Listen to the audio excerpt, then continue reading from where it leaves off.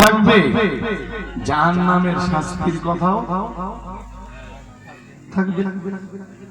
উভয়টাই থাকবে, নইলে তো মানুষ শুধু আল্লাহর রহমতের আশা করে, আল্লাহর শাস্তির ভয় কখনো করবে না।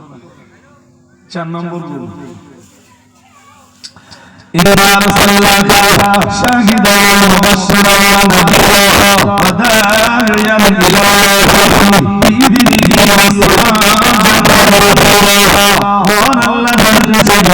আবার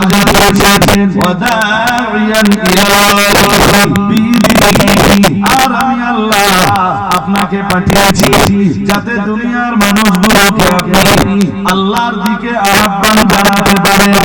বিইদিনিহি, তার নির্দেশ অনুযায়ী, আল্লাহর দেওয়া নির্দেশ অনুযায়ী দুনিয়ার মানুষগুলোকে আপনি আল্লাহর পথের পথিক বানাতে পারেন, আল্লাহর পথে আপনি আহ্বান জানাতে পারেন, সিরাতুল মুস্তাকিমের দিকে আপনি আহ্বান জানাতে পারেন। নবী, সিদ্দিকিন, সালেহিন